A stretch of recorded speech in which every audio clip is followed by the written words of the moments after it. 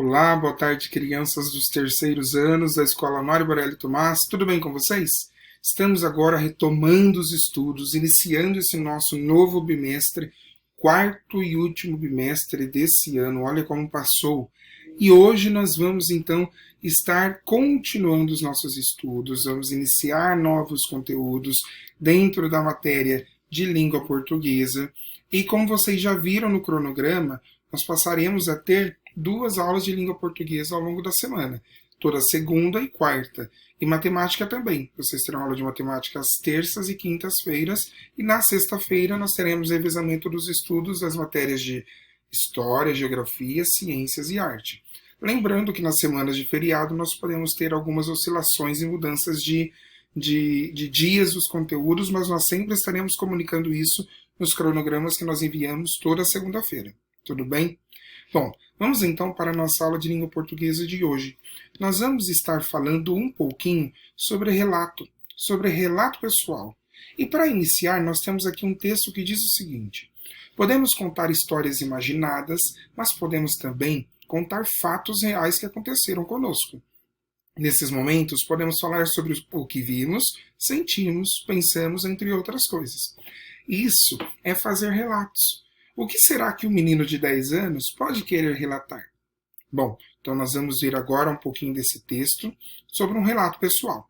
O nome do relato pessoal é Monstros Dentro da Gente. Eu ia falar dentro da cidade.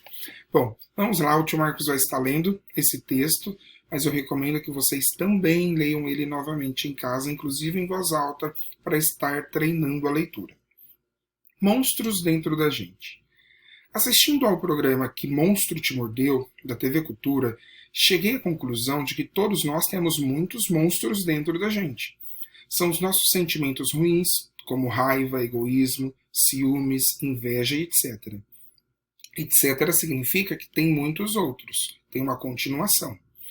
Os monstros ficam guardados e em alguns momentos eles aparecem e nos fazem sentir mal. Para um monstro crescer, temos que alimentar o sentimento ruim. E, para fazer o monstro diminuir, temos que perceber que ele existe e pensar em coisas boas, pedir ajuda para adultos, amigos, familiares e professores. Outro dia, um monstro cresceu dentro de mim quando minha mãe mandou eu parar de jogar videogame. Naquele momento, a raiva cresceu tanto que eu respondi para ela. Meu irmão veio conversar comigo e, aos poucos, a coisa ruim foi diminuindo. Pedi desculpas para minha mãe e o sentimento desapareceu. Fiquei aliviado. Portanto, sempre que perceber que um monstro está perturbando sua vida, procure se acalmar, respirar fundo e fazer o possível para se livrar dele.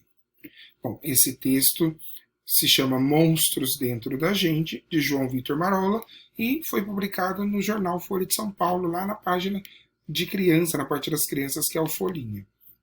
Aqui tem algumas informações sobre o autor e recomendo que vocês deem uma lida depois sobre isso, tudo bem? Lembrando, nós estamos na página 162.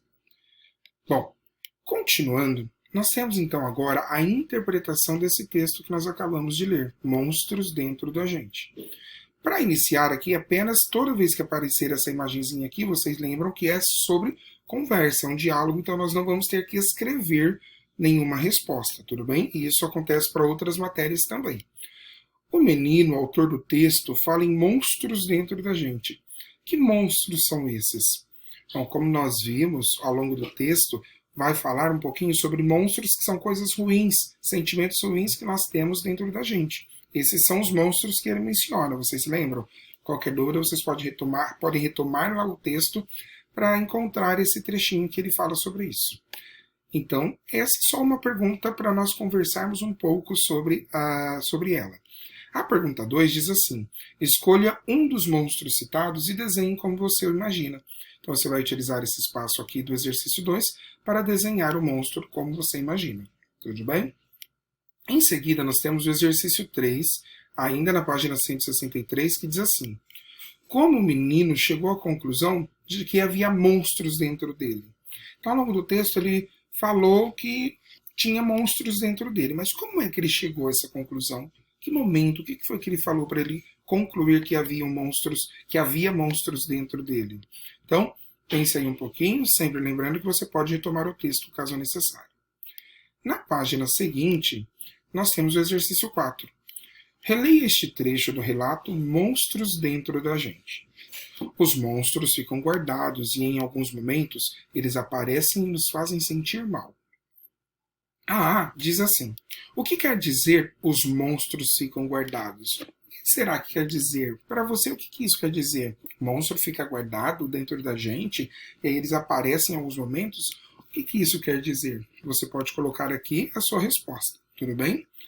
Na B, você deve marcar com X as alternativas que melhor explicam a ideia dessa frase. Então, pensando aí nessa frase que nós vemos em cima, qual seria a melhor alternativa que é relacionada a essa frase? Só algumas pessoas têm sentimentos ruins? Todas as pessoas podem ter sentimentos ruins? Ou esses monstros não existem, ficam guardados na imaginação? Escolha aí, pense bem e responda.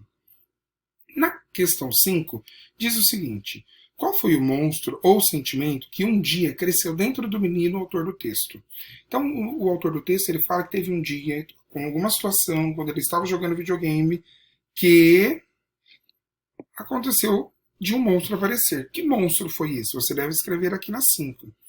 E na 6, na verdade, eu acabei até dando a resposta, né? Complete a frase. O sentimento de raiva do menino foi provocado por quê? Por que é que aconteceu? Por que é que esse monstro ruim apareceu? Qual foi o porquê? O que a mamãe dele falou para ele, aí ele, né, não gostou muito e o monstro começou a crescer dentro dele? Você deve responder aqui na 6. Na pergunta 7, diz o seguinte: como o menino se livrou do sentimento ruim? Então, tente aí lembrar como é que ele fez para se livrar desse sentimento. E na 8, você deve reler esse trecho. A raiva cresceu, cresceu, cresceu tanto. Nós temos aí pontinhos porque nós temos um texto que vem antes e um texto que vem depois. Mas o nosso foco é só nesse trechinho aqui. Por que o menino escreveu a palavra cresceu 3 vezes? O que quer dizer? O que ele quis dizer com essa escrita tão grande, né? Ou com várias vezes, várias repetições da palavra cresceu? Tá certo? Escreva aqui o que você entende que ele quis dizer. Continuando, na página 165 nós temos o exercício 9. Numere os parágrafos do texto. A. Escreva o número dos parágrafos que relatam um fato acontecido com o menino. E a B. Copie do último parágrafo a palavra que mostra que é uma conclusão. Bom, então você deve numerar os parágrafos. E para relembrar, pode ser que você não lembre, mas vamos então relembrar um pouquinho como é que nós vamos encontrar os parágrafos. Os parágrafos no texto eles são separados de acordo com o quê? Com o início e final deles. Todo início de parágrafo nós geralmente falamos, dê um parágrafo, dê um espacinho, não é? Nós falamos para dar um espacinho, e esse espacinho que nós damos é o início de um novo parágrafo. E ele vai até o ponto final. Quando inicia um novo parágrafo, nós mudamos de linha, damos o espacinho que geralmente aí nós falamos o espacinho de um dedo, e nós iniciamos um novo parágrafo até o próximo ponto final, mas não necessariamente um ponto final, porque eu posso ter ponto final dentro do parágrafo? Posso, mas vocês concordam que aqui está tudo junto? O parágrafo novo, ele só começa quando eu mudo de linha, tá certo? Eu mudo de linha, dou o espaço, aí eu tenho um novo parágrafo. Então, nós temos aqui o primeiro parágrafo, o segundo parágrafo, o terceiro, quarto, quinto e sexto parágrafo. Temos aí 6 parágrafos. Vamos retomar lá na página para ver qual que é a pergunta. Você deve numerar os parágrafos que relatam um fato acontecido com o menino. Então, não são todos. Você deve falar quais são eles, você coloca os números aqui. E copie do último parágrafo a palavra que mostra que é uma conclusão. Tá certo? Que palavra que foi utilizada para dizer que está concluindo, está chegando ao final do texto? Bom, no exercício 10, o autor dá ideias para não deixar os sentimentos ruins tomarem conta de nós. Marque um X na ideia que para você é a melhor. Pensar em coisas boas, pedir ajuda aos amigos, pedir ajuda a um adulto, respirar fundo e esperar passar, é pessoal. Você pode colocar todas ou escolher uma delas a que você achar melhor. Agora, olha aqui na B. Que outra sugestão você daria para esses sentimentos não crescerem dentro de nós? Aqui é um bate-papo, mas caso você queira colocar aqui alguma opção, algo pessoal que você acha que também poderia ser feito, por exemplo, tomar um banho, ir brincar um pouquinho, ir dormir e descansar, mudar de assunto, fazer uma outra atividade para mudar os pensamentos, coloque aqui o que você acha que é, mas não é necessário escrever. Caso você queira, você pode. Tudo bem? Exercício 11 diz assim: o texto que você leu é um relato pessoal. O menino ele conta um fato acontecido com ele mesmo. Para saber como o texto está organizado, ligue os dados. Então nós temos aí quem conta o fato, quando aconteceu, o que aconteceu e onde provavelmente aconteceu. O que você deve fazer? Pegar aqui cada uma dessas informações e ligar aos pontos corretamente. Esse é um relato pessoal no caso do menino que conta um fato que aconteceu com ele mesmo. E na B, você deve copiar, então, uma palavra do texto que mostra que é o menino que conta o fato, que não é um narrador. É o menino, o próprio autor do texto. Tá? Então procure aí uma palavrinha ou um trechinho e coloque aqui. Nossa última página de hoje é a página 166. Na página 166 nós temos a continuação do exercício 11.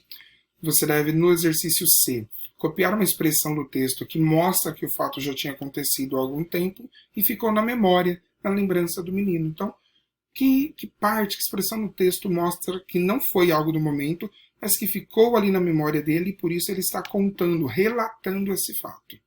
E na D, marque um X na afirmação que completa adequadamente a frase a seguir.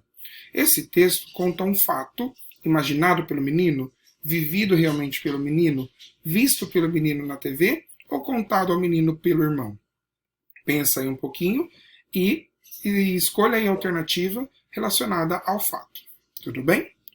No exercício 12 diz assim: juntos completem a frase a seguir para resumir o assunto do texto. No caso, nós não faremos juntos, né, com toda a turma, mas você pode responder aí em casa. O texto fala sobre o quê? Qual que é a ideia geral do texto? Coloque aí o que você entende sobre o que o texto quis dizer. Tudo bem? Quando uma pessoa fala de si mesma, contando fatos e experiências que realmente viveu, dizemos que está fazendo um relato pessoal. Se o tio Marcos aqui estivesse falando um pouquinho sobre experiências minhas, eu estaria fazendo um relato pessoal. Agora, se eu estivesse falando sobre alguém, eu estaria fazendo um relato, não meu, um relato de uma outra pessoa. Para encerrarmos o conteúdo de hoje, nós vamos fazer aqui essa organização da atividade. Vamos organizar o que nós estudamos. Leiam as palavras do quadro a seguir e completem o esquema. Nós temos eu, memória, fatos reais e passado. O relato pessoal, então, é um texto que narra fatos vividos pela própria pessoa que conta, por isso é pessoal. Qual que é a intenção? Você vai preencher aqui, a linguagem vai preencher aqui e leitor vai preencher nesse lado também, utilizando os termos adequados. Tudo bem? Por hoje é só, uma boa aula para vocês. Lembrando que qualquer dúvida, nós professores estamos disponíveis. Tchau, tchau.